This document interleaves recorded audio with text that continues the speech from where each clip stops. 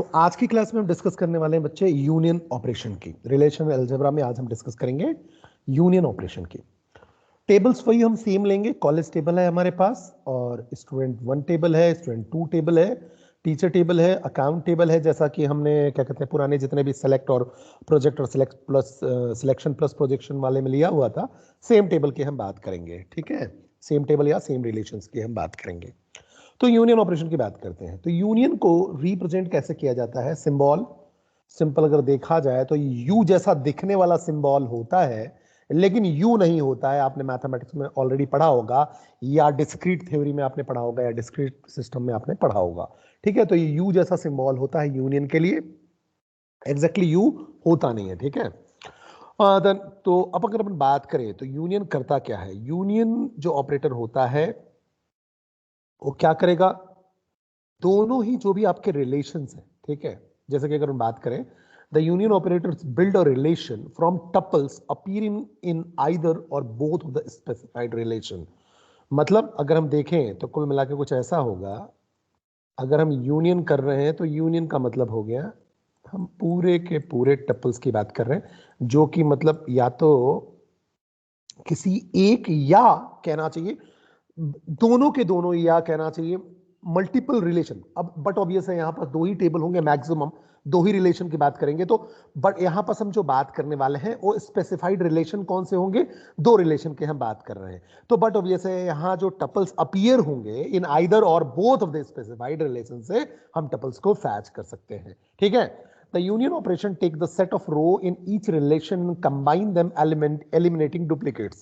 अब मैंने आपको बताया था कि ये सेट थ्योरी पे कंप्लीटली बेस्ड है, तो डुप्लीकेट वैल्यूज ऑटोमेटिकली एलिमिनेट्स हो जाएंगे, डुप्लीकेट्स वैल्यू नहीं आएंगे। इसलिए मैंने आपको बोला था कि एसक्यूएल और रिलेशनल अलजेब्रा में दोनों के रिजल्ट जो हो सकते हैं वो थोड़े से डिफरेंट आ सकते हैं। ठीक है,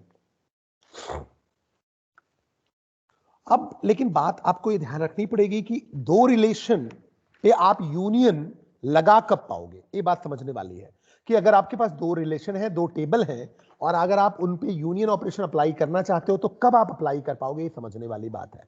तो यूनियन कंपैटिबल होना बहुत जरूरी है। अगर यूनियन ऑपरेशन अगर आप लगाना चाहते हैं तो दोनों रिलेशन यूनियन कंपैटिबल होने चाहिए। जैसे कि देखो, two relation are union compatible if the following conditions are satisfied. क्या कंडीशन है बेटा? In general, we must ensure that unions are taken between compatible relations. In general, we must ensure, हमको इस बात को इंश्योर करना पड़ेगा कि यूनियन जो बना देना है, या कहना चाहिए यूनियन ऑपरेशन लगाना जो है वो कंपैटिबल रिलेशंस के बीच में लगाना है, कंपैटिबल टेबल्स के बीच में लगाना है। अब एक कंपैटिबिलिटी क्या है? कंपैटिबिलिटी का मतलब सिंपल, पहला मतलब ये हुआ कि the number of attributes should be same in the two relations. It means, बड़े सिंपल लैंग्वेज में मैं आपको बताऊं तो टेबल्स में कॉलम्स के जो नंबर्स होने चाहिए, कॉलम जितने नंबर कॉलम्स की जो काउंट होनी चाहिए वो सेम होनी चाहिए। मतलब अगर मैं समझाने की कोशिश करूं आपको, तो जैसे कि मान लो दो टेबल हैं, स्टूडेंट 1 और स्टूडेंट 2, तो इसके पास अगर 3 कॉलम्स हैं और इसके पास भी 3 कॉलम है तो ये यूनियन कंपैटिबल हो सकता है। आगे के अगर रूल फॉलो करे तो पहला रूल ये कहता है the number of attributes means the number of columns should be same in the two relations. ठीक है, तो नंबर जो होने चाहिए वो सेम होने चाहिए, दोनों के एट्रीब्यूट्स के नंबर जो होने चाहिए वो सेम होने चाहिए रिलेशंस के। फिर फिर क्या होना चाहिए? Each attribute of the first relation must be of the same data type. अब डेटा टाइप भी सेम होना चाहिए या कंपैटिबल होना चाहिए। सेम नहीं भी हो तो कंपैटिबल। मैंने आपको बताया था पिछले क्लासेस में कि कंपैटिबिलिटी का मतलब क्या होता है कि हाँ ऑटोमेटिकली कन्वर्ट हो जाए। तो ऐसा होना चाहिए या तो अगर नंबर टाइप का है तो नंबर टाइप का ही हो, या ऐसा हो जो कि ऑटोमेटिकली कंपैटिबल हो जाए। तो ध्यान रखना, दूसरा पॉइंट ये कहता है कि each attribute column of the first relation must be of same data type as the corresponding column of the second relation.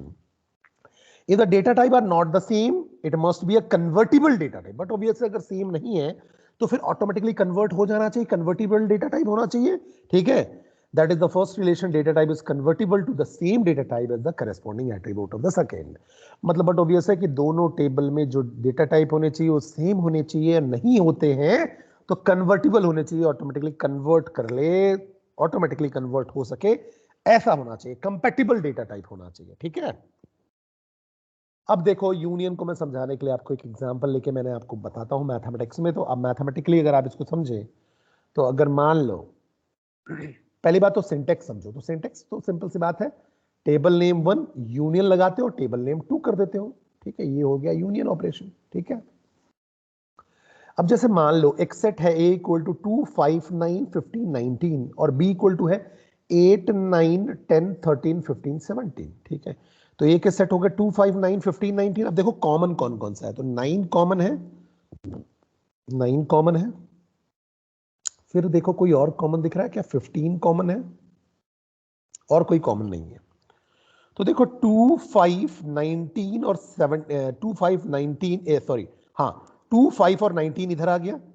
अब एक कॉमन वाला जो होता है, जैसे 15 और 9 की बात करें, वो यहां कॉमन एरिया में जाएगा, तो 15 और 9 कॉमन एरिया में चला गया।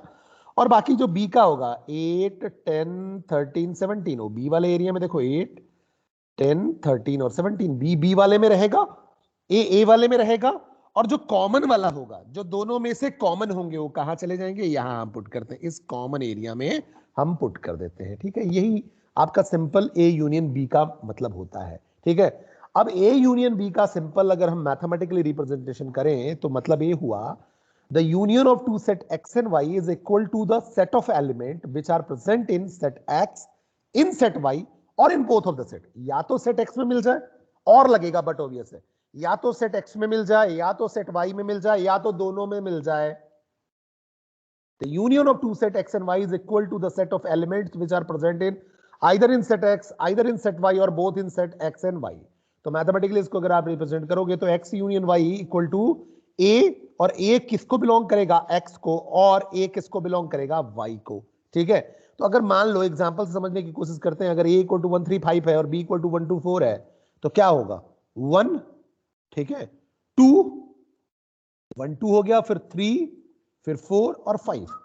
बट ऑब्वियस है डुप्लीकेट एलिमेंट को हम एक ही बार लिखेंगे। डुप्लीकेट एलिमेंट हम क्या कहते हैं, डुप्लीकेशन हटा देंगे, क्योंकि सेट ऑपरेशन है, डुप्लीकेशन हट जाएगा। ठीक है, बात समझने की कोशिश करते हैं एग्जांपल के थ्रू।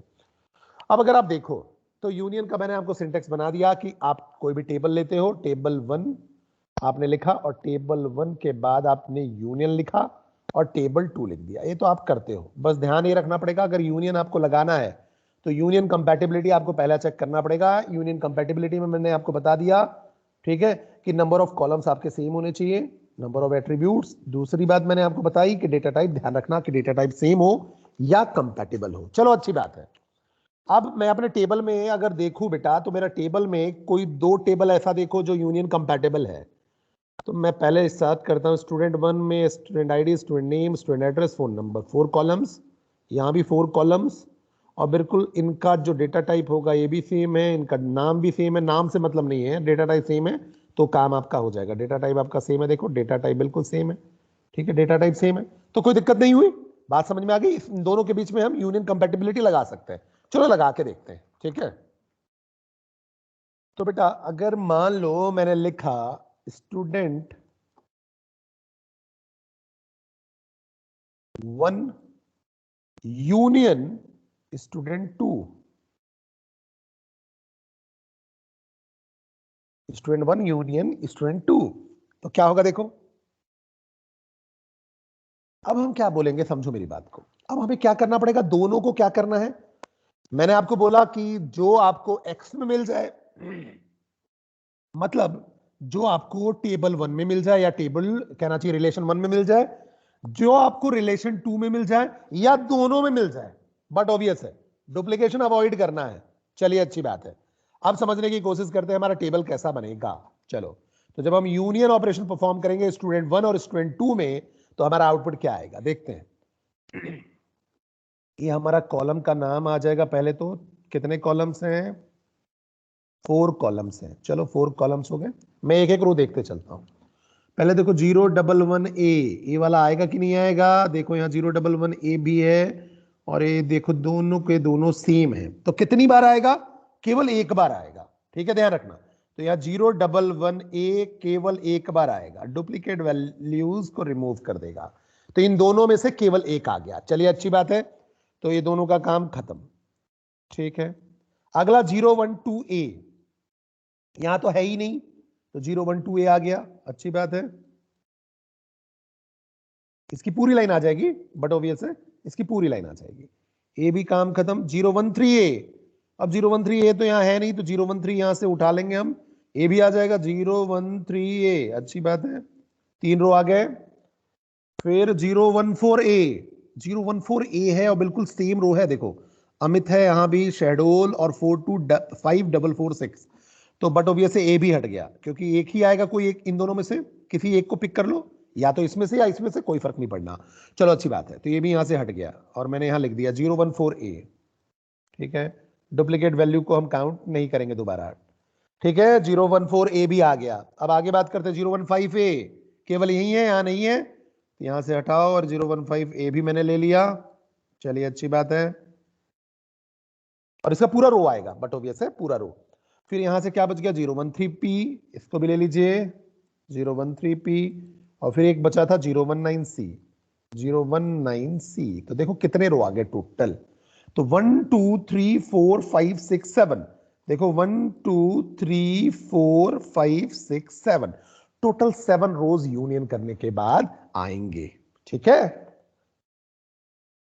ऐसे हम यूनियन ऑपरेशन लगाते हैं बेटा, यूनियन ऑपरेशन लगाने का एक तरीका होता है, ठीक है। अब देखो, अब अगर आपको मान लो, अभी तो ये क्या किया आपने, यूनियन ऑपरेशन लगा दिया, तो आपके पास क्या कहते हैं, पूरे के पूरे कॉलम आ रहे हैं।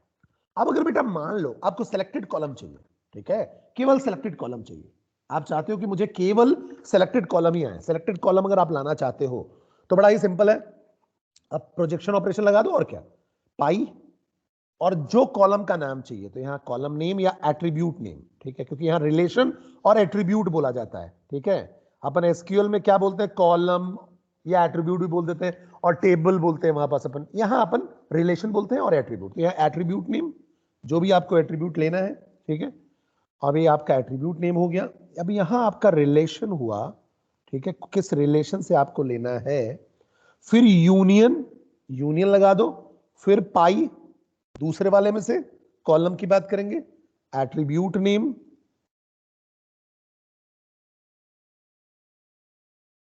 और रिलेशन की बात करेंगे, जिस भी रिलेशन से हमको बात करना है। तो ऐसे हम क्या कहते हैं, सिलेक्टेड कॉलम्स पे काम कर सकते हैं, बिकॉज आपको पता है अगर सिलेक्टेड कॉलम्स पे काम करना है तो हम प्रोजेक्शन लगाते हैं, और सिलेक्टेड टपल्स या रोज पे काम करना है तो आप क्या लगाते हो, सिंपल सिलेक्शन लगाते हो, सेलेक्ट ऑपरेटर लगाते हो, ठीक है, सेलेक्ट ऑपरेशन परफॉर्म करते हो। चलिए समझने की कोशिश करते हैं, एक क्वेश्चन लेते हैं इसका भी। अब अगर आपसे बोला जाए बच्चे कि आप एक काम करो, find the name of all students, आपको स्टूडेंट्स के नाम फाइंड करने बेटा, who are either in student one, समझना क्वेश्चन को, who are either in student one or in student two, either in student one or in student to, ठीक है, या तो स्टूडेंट वन में है या तो स्टूडेंट टू में हो, तो बट ऑब्वियसली आपको समझ में आ गया कि यूनियन ऑपरेशन परफॉर्म करना है, कोई दिक्कत नहीं है बेटा। क्या करोगे बताओ, सबसे पहले आप टेबल पे चलो, अगर आप टेबल पे देखोगे तो बेटा, अगर स्टूडेंट वन और स्टूडेंट टू की बात हम कर रहे हैं, ठीक है, जो कि स्टूडेंट वन में हो या तो स्टूडेंट टू में हो, लेकिन मुझे स्टूडेंट नेम चाहिए केवल, तो कौन से कॉलम की बात कर रहे हो आप, स्टूडेंट नेम की बात कर रहे हो, तो केवल कॉलम नेम अब क्या जाएगा, स्टूडेंट नेम। अब केवल आपको फिल्टर करना है, कॉलम नेम के साथ फिल्टरेशन करना है, तो प्रोजेक्शन ऑपरेशन लगेगा, ठीक है। तो आपने लिख दिया पाई स्टूडेंट नेम, ये देखो ऐसा, पाई स्टूडेंट नेम, ठीक है, और ये रिलेशन आप बता दो कौन से रिलेशन से बोल रहे हो, स्टूडेंट वन, ठीक है, यूनियन लगा दो, और आपने बोला पाई स्टूडेंट नेम और स्टूडेंट टू, ठीक है। अब दोनों में से जो भी चीजें क्या कहते हैं, या तो स्टूडेंट वन में हो या तो स्टूडेंट टू में हो, उनको कंबाइन कर लेगा, लेकिन पाई लगा देने से क्या हो गया, वो केवल जो भी आपने स्पेसिफाइड कॉलम बोला हुआ है वही वाले कॉलम आपके रिट्रीव होके आएंगे, तो केवल अब आउटपुट जो आएगा वो आपका आउटपुट ऐसा आएगा, स्टूडेंट नेम का कॉलम आपको रिट्रीव होके आएगा। लेकिन अब रिट्रीव होके क्या क्या आएगा, अगर आप देखो रिट्रीव होके क्या क्या आएगा, तो समझने की कोशिश करते हैं। अगर आप देखो तो सबसे पहले आपका रिट्रीव क्या होगा, रमेश, अभी रमेश ये दोनों कॉमन है, ये लाइन ही पूरी कॉमन थी, याद करो, तो एक बार आएगा, बट ऑब्वियस है, तो ए भी यहां से गया, ए भी हटा, रमेश लिख दिया मैंने, ठीक है, ये ऐसा आएगा बेटा, ध्यान रखना, और ऊपर कॉलम का नाम आउटपुट में अगर अपन लिखें तो यहाँ आउटपुट में आएगा स्टूडेंट नेम। दूसरे की बात करते हैं 012A, यहाँ 012A वाला है ही नहीं, तो यहां से फैच केवल क्या होगा, अनिमेश। कॉलम नेम नाम क्या फैच हो क्या आएगा, अनिमेश। फिर 013A भी वहां नहीं है, ठीक है। उज्जवल, उज्जवल भी आ जाएगा। फिर 014A बिल्कुल सेम एंट्री है यहां भी, तो अमित एक बार आ जाएगा, अच्छी बात है। तो यहां अमित एक बार आ गया, चलो अच्छी बात है। देन 015A ये तो केवल यही होगा, ठीक है। तो राकेश आ गया। और यहां से क्या बच गया बेटा, यहां अगर आप देखो तो ये वाली लाइन मतलब उमेश फैच हो जाएगा यहां से, और यहां से लास्ट में क्या आ जाएगा, राज आ जाएगा। ये आपके कॉलम्स आ गए, ठीक है। तो आप देखो रो उतने ही आपके पास रो उतने ही आ रहे हैं, बस एक कॉलम आ गया, क्यों, क्योंकि आपने प्रोजेक्शन लगा दिया, ठीक है।